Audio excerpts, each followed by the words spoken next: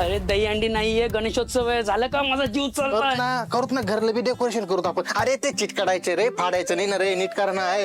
होईल रे तुमचं आज विसर्जनापर्यंत होईल का? आवरा ना. नाही नाही तुला नाही, तू बोल. हा हा. गणपती बाप्पाला जास्वंदाचं फुल आवडतं ना, म्हणून आपण आणलंय. कळलं? आणि हे चॉकलेट सुद्धा. चॉकलेट्स? अगं चॉकलेट्स काय? बाप्पाच्या नैवेद्यासाठी चॉकलेट्स? हे घे, तू पण घे प्रसाद. माझ्यासाठी? आणि मग ह्याचं काय करायचं? हे काय? डोळे बंद करा बरं सगळ्यांनी.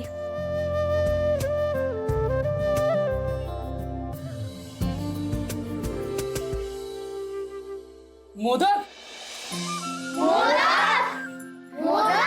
अरे एक मिनिट, मला तिकडे जाऊ देत. असं काय?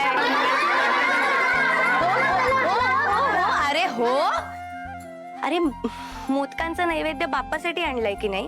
मग तुम्हाला कसं देणार? पहिले आधी आपण हा नैवेद्य बाप्पाला देणार, मग त्याची आरती करणार आणि मग तो आपण प्रसाद म्हणून खाणार, हो की नाही? हो. मग अरे वा, डेकोरेशन तर एकदम छान केलंय. कोणी केलं? मी. बरं बरं बरं, मस्त केलंय. पण मग तुमचं काम झालंय पूर्ण का राहिलंय? बरं बरं, आता तुम्ही आता पटकन एक काम करा, तुमचं सगळं काम उरका. हा, मग आपण बाप्पाला नैवेद्य दाखवू, आरती करू, मग प्रसाद खाऊ. चालेल? चला जा. ताई, हे मी बनवलंय. हो अगं किती शेकनू, कुर्ता वगैरे बेंजींची कृपा. तुझ्या फोन वालीपेक्षा तरी खूप बेटर. पर आज बहुत बढ़िया काम किया. Angry bird. अरे एक नंबर. काय? अरे आज नाही. थँक्यू नित्यानंदजी, मी तुमचा अजन्म ऋणी राहीन. असं ना, पप्पा आहे. काय झालं? ताई, हे बघ, हे चित्र मी नवीन काढलंय. अरे वा, मस्त आहे का? तूच आम्हाला शिकवतेस ना, ज्यांच्या या जगामध्ये कोणी नसतं त्यांच्यासाठी बाप्पाच त्यांचे आई बाबा असतात.